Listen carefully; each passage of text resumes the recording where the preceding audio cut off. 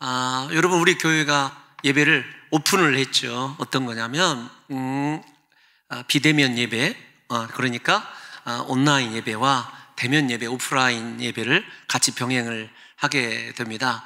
앞으로도 예배를 계속 중계할 계획에 있어요. 2부 예배는. 왜 그러냐면 또 다른 이유 때문에 그래요. 우리 교회에 우리 집사님 동생분이 한 분 계신데 분당에서 우리 교회 예배를 참석하시고 등록을 하셨어요. 교인을 한 번도 안 오셨는데 영상 예배로 우리 교회에 그렇게 등록을 하시기를 원했고, 그분이 보고 있다라는 생각 때문에 여러분, 우리 성도들을 위해서, 아니 그분도 이제 우리 성도님이지만 우리 성도들에게 비대면 예배를 권장하기 위해서 그런 것이 아니라 앞으로도 영상 예배를 계속 해야 될 것 같다는 생각이 들어서입니다. 그런데 여러분, 우리가 비대면 예배나 대면 예배냐라고 하는 것이 중요하기보다는 이 코로나 이 질병 때문에 우리의 신앙의 속살이 다 드러나고 있거든요. 사실은 제가 늘 안타까운 것이 어떤 것이냐면, 여러분 이렇게 예배 자리에 나오신 것, 그 다음에 지금 댁에서 비대면으로 예배를 드리시는 것에 우열을 두고자 하는 것이 아닙니다. 그런데 우리 그 기독교 심리학자들이 얘기할 때 4개월 동안만 예배에 참석하지 않으면 불신자가 된다, 이렇게 쓰여져 있어요. 맨 처음에는 비대면 예배를 드릴 때 나름대로 옷도 갖춰 입고 정말로 이 TV 앞에, 컴퓨터 앞에 정자세로 앉아서 예배를 드렸는데, 지금은 우리 성도님들 지금 비대면으로 예배를 드리시고 계신 여러분들의 자세를 한번 보세요. 그 속에 하나님이 임재하실 만한가? 여러분, 우리가 사람은 형식을 굉장히 따르게 되어 있어요. 형식이 내용을 규제하기 때문이라는 걸 저와 여러분들이 잘 아시리라고 믿습니다. 그래서 저는 여러분 오늘 말씀을 통해서 비대면 예배냐 대면 예배냐 그 이야기를 하려고 하는 것이 아니라, 우리가 이 코로나 시대에 이 질병이라고 하는 재앙을 통해서 우리 내면의 신앙의 성찰, 내가 지금까지 무엇을 붙잡고 달려왔는지를 한번 생각해 보려고 오늘 이 제목을 선택을 했습니다. 오늘 본문에서 사도 바울은 그러므로 우리가 낙심하지 아니하노니 겉사람은 부패하나 우리 속은 날마다 속사람은 날로 새로워지도다, 이렇게 고백을 하고 있죠. 무엇에 관한 이야기냐면 17절 18절 읽어보면 환난에 관한 이야기예요. 환난이 우리에게 임했을 때 겉사람은 후패합니다, 낡아집니다. 그런데 속사람이 날로 새로워지고 있는가, 새로워지고 있느냐라고 하는 것이 중요해요. 비대면 예배냐 대면 예배냐 중요한 것이 아니라, 환난이라고 하는 것은 분명한데 그 환난 가운데서 내 속사람이 말씀으로 새로워지고 성령으로 충만해지고 하나님 나라를 더 가까이 사모하게 되었느냐라고 하는 것이 중요하다는 말씀입니다. 여러분, 우리가 사도 바울이 이야기하는 환난이 무엇일까요? 우리가 이 석절의 말씀을 읽었지만, 예를 들면 자연적인 노화를 이야기할 수도 있습니다. 왜 그러냐면 사도 바울이 이 고린도 후서를 썼을 때가 이제 거의 뭐라고 할까요? 그의 인생이 60을 넘어섰어요.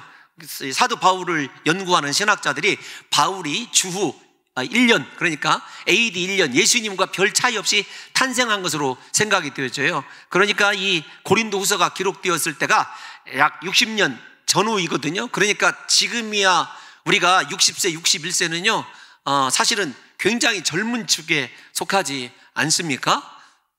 여러분 동의하시나요?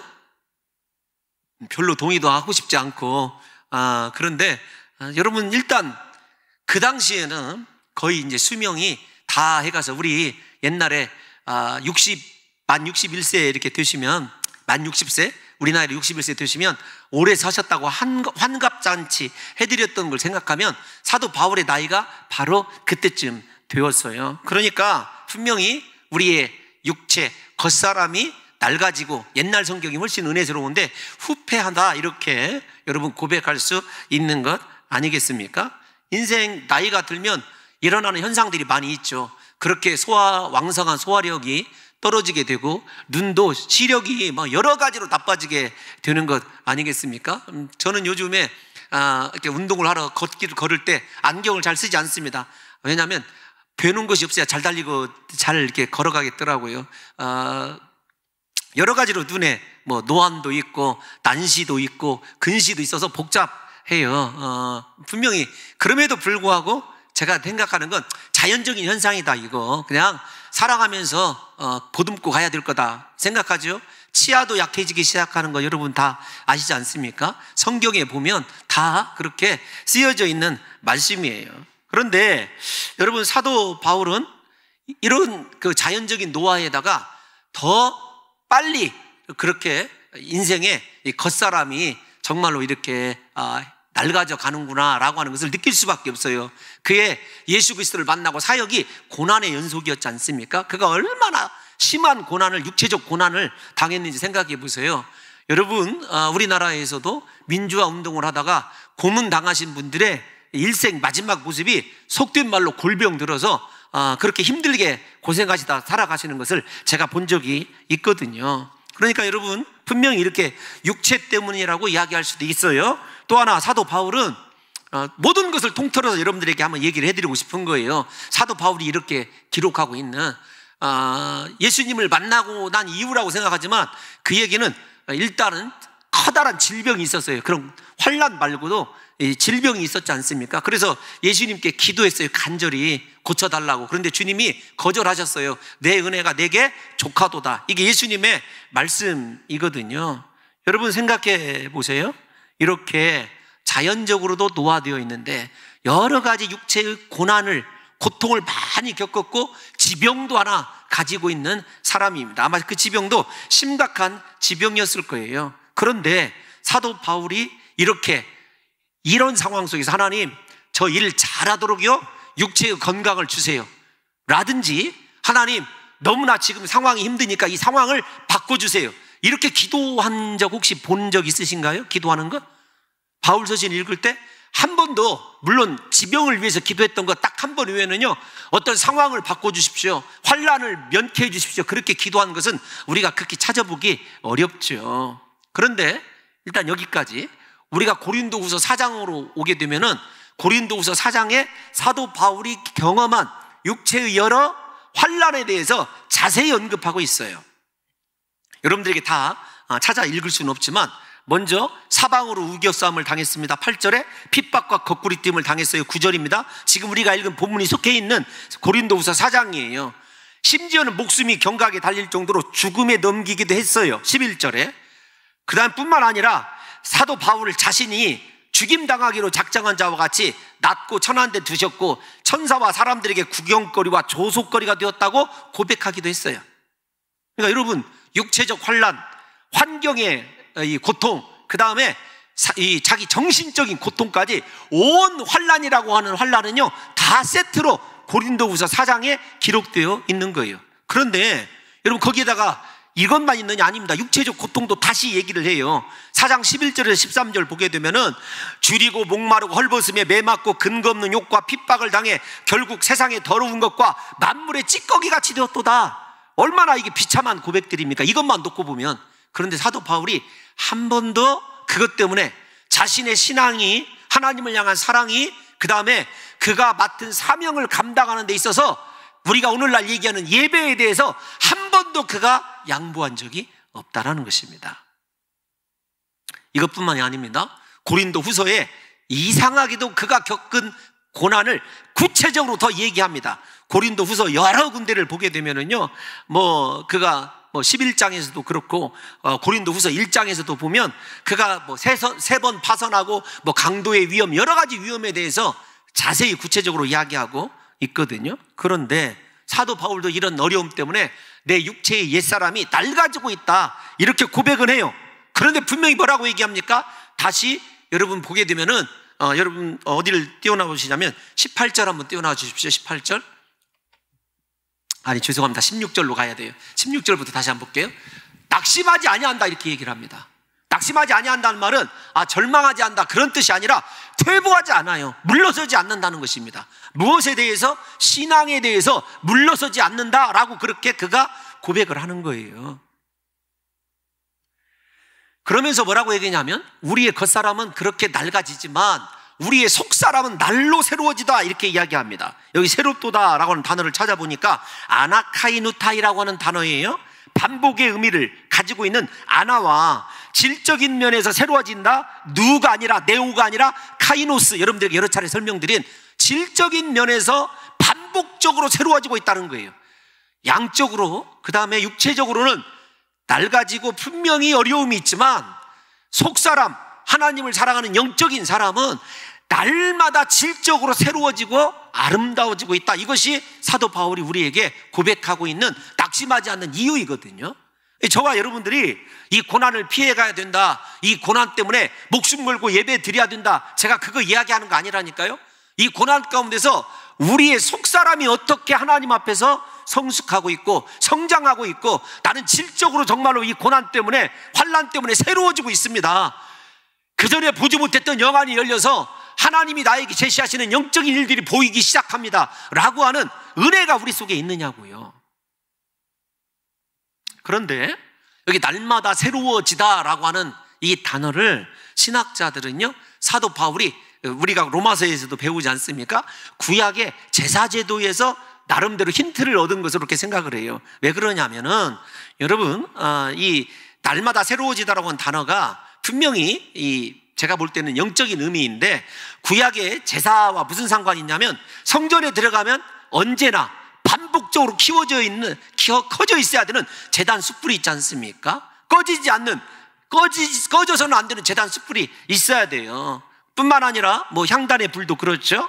이것이 날마다라고 하는 반복의 의미일 수 있다라는 거예요. 참 탁월한 지적이더라고요. 제가 보니까 참 이 사람 새롭다, 이거 제가 그렇게 느꼈던 거거든요.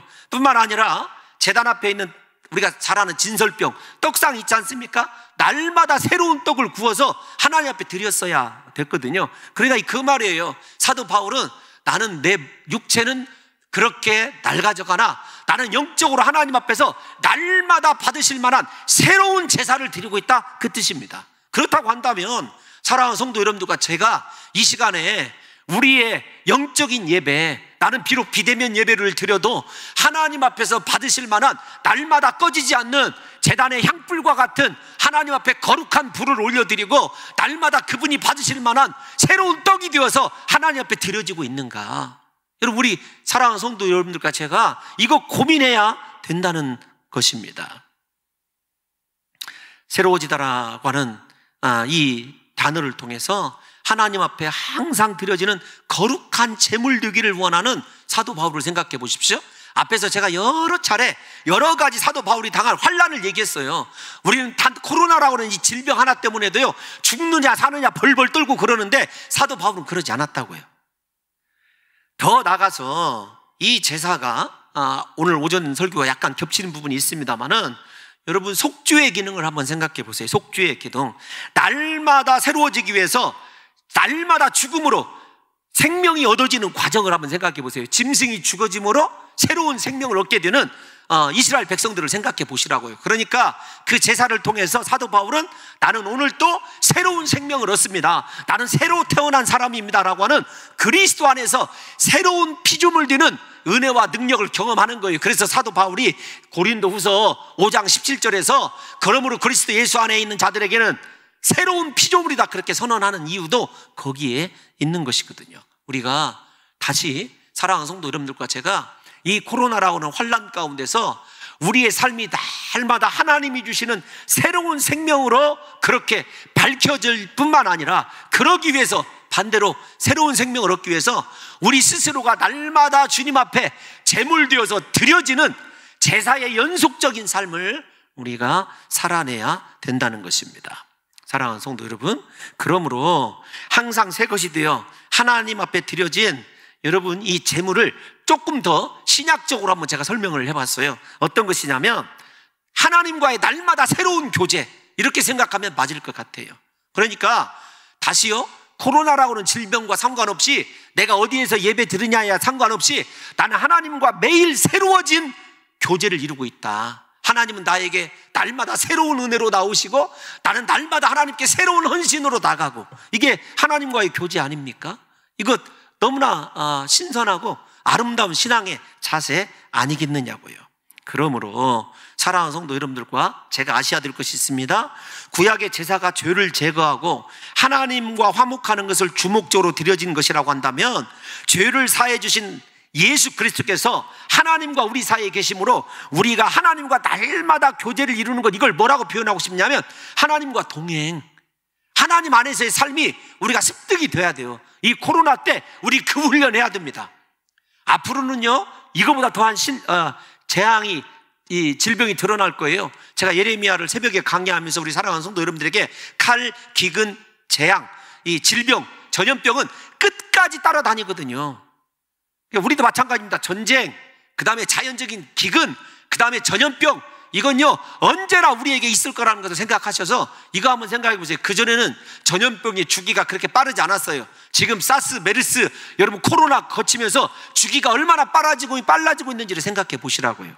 그래서 사랑하는 성도 여러분, 우리에게 이제 진실로 필요한 것은요, 예배의 장소가 어디냐라고 하는 것보다도 내가 날마다 하나님과 새롭게 이렇게 속사람이 은혜로 하나님의 기쁘신 뜻을 깨닫게 되고, 나는 그 깨달음대로 하나님 앞에 어디서든지 헌신하는 하나님에 대한 영적인 교제의 능력을 잃지 않는 삶이 가장 존귀한 삶이라고요. 저는 우리 사랑하는 성도 여러분들에게 그 삶을 대비해야 된다고 그렇게 지금 말씀을 드리는 것입니다. 앞으로 더 이런 일이 일어났을 때, 제가 앞에서 뭐라고 말씀드렸죠? 기독교 심리학자들이 4개월만 예배 참석 안 하면은요, 여러분 TV로 얼마나 많은 은혜를 받고 계신지는 모르겠지만 우리의 삶이 변화되는 건요, 공동체 예배예요. 잘 생각하십시오.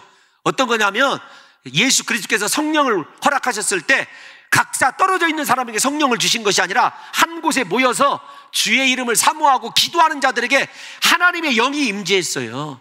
제가 생각할 때도 그럴 것 같아요. 혼자 예배하는 것은 가능할지 모르지만 성령의 체험은 여러분 또 별개의 문제이거든요. 사도 바울이 여러분 얼마나 하나님과의 교제를 중요시 여겼냐면, 고린도후서 우리가 보고 있는 고린도후서 1장 9절 말씀 한번 볼까요? 1장 9절 시작. 우리는 우리 자신이 사형 선고를 받은 줄 알았으니 이는 우리로 자기를 의지하지 말고 오직 죽은 자를 다시 살리시는 하나님만 의지하게 하심이라. 아멘. 여러분들과 제가 어떤 상황 속에서도 죽음이 맞닥뜨려 있어도 정말로 그리스도 예수만을 의지하고 그분이 내 인생의 주인이심을 고백하고 있느냐라고 하는 것입니다. 여러분, 제가 이 교제 얘기를 하다가 분명히 지금 어디에서 이렇게 좀 미스가 났는데, 이 구절이 어디 나오는지 한번 찾아봐 주세요. 너희를 불러 그의 아들 예수 그리스도 우리 주로 더불어 교제케 하시는 하나님은 미쁘시도다. 하나님이 우리와 더불어 교제케 하시기를 얼마나 원하신다고요. 예수 그리스도를 의지하고 그리스도 의지하는 것이 무엇이냐 말씀드리면 하나님과 교제하는 거예요. 하나님과. 그러니까 우리에게 필요한 것은 예배의 형식이 중요한 게 아니라 하나님과 끊임없는 교제가 이루어지고 있다면은요, 우리가 이 시대에 하나님의 성령으로 그렇게 날마다 내 자신을 하나님께 거룩한 산 제사로 드리고 있는 진정한 예배자라는 것을 입증받는 것입니다. 그런데 여러분 17절 한번 볼까요? 17절에 보면, 본문 17절입니다. 시작. 우리가 잠시 받는 환난에 경한 것이 지극히 크고 영원한 영광에 중한 것을 우리에게 이루게 함이니. 아멘. 아멘. 여러분, 환난이 무엇을 이루냐면 영원한 영광을 이루는 거예요. 그런데 환난은 무게가 쓰여지죠. 경하다, 가볍다, 그런 뜻입니다. 영광의 크기는 중하다, 무겁다, 그런 뜻 아닙니까? 그러니까 코로나가 아무리 심각해도요, 우리가 영적인 영원한 하나님의 영광을 이루어가면은요, 그거 아무것도 아닌 거예요. 코로나를 통해서 내 영적인 어떤 유산을 만들어내느냐, 어떤 상급을 만들어내느냐라고 하는 것이 중요하다는 것을 여러분들에게 말씀드리고 있는 것입니다. 사실은 이 구절에 보면 대조가 세 가지가 이루어지고 있어요. 세 종류로. 어떤 거냐면 잠시와 영원, 그 다음에 환난과 영광, 경한 것과 중한 것, 세 개의 대조가 한 구절 속에서 이루어져 있어요. 그러니까 거듭해서 세 번 대조가 이루어졌다라고 하는 것은 환난이 중요한 게 아니라 그 환난을 통해서 하나님과 영적으로 교제하는 영광을 생산해내느냐라고 하는 것이 중요한 거죠. 여러분, 주저앉아 있으면 안 돼요. 코로나 때문이라고 핑계하면 안 됩니다. 속사람이 새로워져야 될 뿐만 아니라 하나님과 영적인 끊임없는 교제를 위해서 내 자신을 거룩한 산제물로 날마다 기도의 향불을 올리고 말씀의 떡으로 올려드리고 결단하고 그것뿐이 아니에요. 이 고난을 통해서 하나님의 영광을 생산해낼 수 있는 영적인 실력을 지금 키워야 될 때라는 거죠. 예?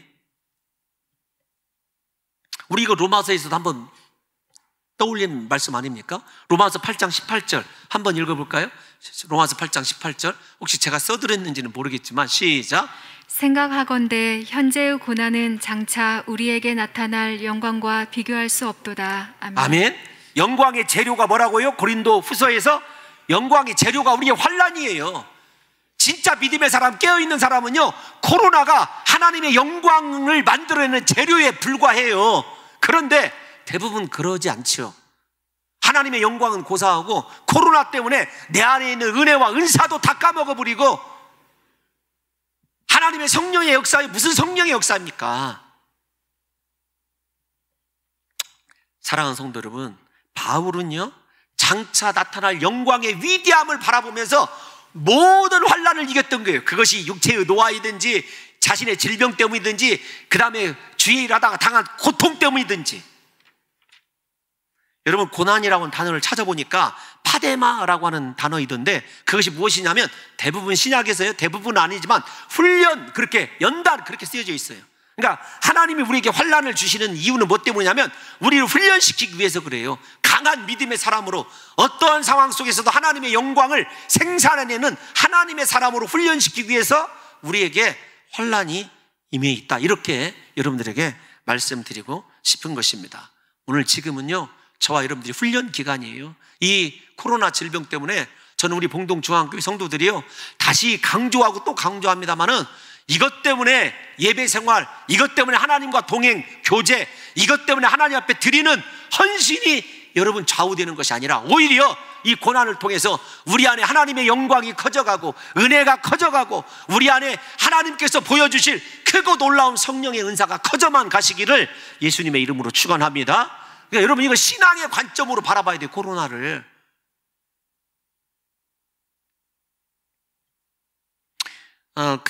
이민교라고 하는 목사님이 계셔요. 그 목사님이 복음에 빚진 사람이라고 하는 책에 이런 내용이 나옵니다. 제가 한번 읽어드릴게요. 하나님께서는 우리를 쓰시기 전에 반드시 우리를 낮추고 우리 삶의 동기와 목적을 순수하게 하신다. 이 낮아지는 고난의 과정도 축복이다. 고난에 대해서 얘기하다가 제가 이 대목만 들려드리는 거예요. 이 과정을 거치면 우리가 알 수 없는 하나님의 더 큰 축복이 기다리고 있기 때문이다. 이렇게 하나님의 더 큰 축복이 기다리고 있는데 코로나에 함몰되어서 코로나 때문에 여러분 우리의 예배 생활도 우리의 모든 영적인 생활이 휘청거려서야 쓰겠느냐고요. 이 고난 때문에 하나님이 진짜 옥석을 가리시는 거예요. 누가 알곡 신자인가, 누가 쭉정이 신자인가 다 가려내는 거거든요. 아까 그 하나님과의 교제가 고린도전서 1장 9절이래요. 우리 고린도전서 1장 9절 한번 우리 방송팀에 노고를 생각해서라도 지나갔지만 한번 읽어보겠습니다. 시작. 너희를 불러 그의 아들 예수 그리스도 우리 주와 더불어 교제하게 하시는 하나님은 미쁘시도다. 하나님이 우리를 왜 부르셨냐면 예수 그리스도와 끊임없는 교제 때문에 그랬다는 거죠. 사랑하는 성도 여러분들이요, 제발 우리 사랑하는 성도 여러분들이 이 질병 때문에 힘드시고 고통 중에 있다는 거 압니다. 그러나 고난이 없이는 하나님의 축복이 없어요. 고난이라고 하는 훈련을 통해서만 영광에 이르게 되는 그 하나님의 영적인 훈련의 과정을 인정하시고 부디 여러분 이 질병 때문에 우리 안에 쌓여져 있던 귀한 영적인 유산들이 무산되거나 물거품되지 않도록 사랑하는 성도 여러분들의 힘을 내시기를 예수님의 이름으로 축원합니다. 낙심하지 마시기를 소원합니다. 이 질병 때문에 날마다 하나님과 교제가 새로워지고 하나님이 여러분들에게 주시는 은혜가 차고 넘치시기를 예수님의 이름으로 축원합니다. 여러분, 제가 목회자로서 설교 원고에 없는 이야기인데 할 수 있는 것이 아무것도 없더라고요. 신방을 뭘 할 수가 있습니까? 제가 우리 성도님들 병원 신방 갈 때면 요즘에도 이렇게 환자들이 계시잖아요. 가면 앞에서부터 보호자 내려와라, 꼭 무슨 수술해야 될 분들 기도해 주러 가면은 그 다음에 무슨 여기다 QR코드 만들어라, 그 다음에 보호자 카드 걸고 가서, 보호자는 없고요, 가서 기도해 주고, 사람들 다 마스크 쓰고 예배 드릴 때요 지금 이렇게 마스크 쓰고 앉아있는 것만 봐도요 속에서 화딱지가 나요. 언제까지 이래야 되는가? 그런데 저는 분명히 알고 있는 거 한 가지가 있어요. 어떤 것이냐면 하나님이 이 시기를 겪게 하는 분명한 이유가 있습니다. 여러분, 우리 신앙의 미천이 여기서 드러난다니까요. 제가 언젠가 그렇게 말씀을 드린 적이 있어요. 우리 교역자들하고 얘기하다가 이렇게 가다가는 우리 교회 성도들이 어떻게 될지 모르다. 제가 얼마나 전전긍긍하고 있는지를요, 우리 부교역자들이 조금이라도 알면 다행이고 모르면 뭐 어쩔 수 없는 월급쟁이들이죠. 저 정말로 전전긍긍해요. 믿음이 없어서 그렇기도 하지만 하나님께 나와서 기도해야 될 사람들이 코로나를 핑계대고 여러분 교회도 안 나오고 기도도 안 해요. 그리고 나서 나중에 나중에 후회를 한들 무슨 소용이 있겠느냐고. 인생이 얼마나 이게 짧은 것인데. 제가 요즘에 적지 않은 충격을 하나 받은 사건이 있습니다. 이렇게 원고를 계속 없는 이야기를 해서는 안 되는데, 우리 장로님들과도 오늘 또 그 얘기를 했는데, 제가 전도하던 그분이 정말로 이렇게 돌아가셨어요. 갑자기. 우리가 잘 아는 대로 방송에도 나고 산에 이렇게 채취하러 가셨다가 숨지셨어요. 나이는 저하고 동갑인데. 사람이 참 착하거든요. 그 사람 아들내미 이름까지 알고 제가 기도해주고 예수 믿으라고 그랬는데 항상 나중에 그러셨던 거거든요. 안타까워요. 여러분의 인생이 영원히 여러분의 것이라고 생각하는 그것 자체가 안타깝다니까요. 여러분, 또 하나만 더 봅시다. 우리가 19절 말씀을 한번 볼게요. 19절 말씀. 19절 말씀. 본문 19절 말씀. 우리 방송팀에서 이게 나올 때까지 뭐라고 얘기하냐면, 너 네 얘기하지 말고 원고에 있는 얘기만 빨리 하라고 이렇게 경고를 하시는 거예요. 우리 본문 우리가 읽은 고린도후서 4장 19절을 한번 띄워놔 주시기 바랍니다. 없어요? 18절입니다. 죄송해요. 제가 이렇게 완전히 미안해요. 시작. 우리가 주목하는 것은 보이는 것이 아니요 보이지 않는 것이니 보이는 것은 잠깐이요 보이지 않는 것은 영원함이라. 아멘. 방송실 집사님들이 저것도 목사라고 19절도 없는데.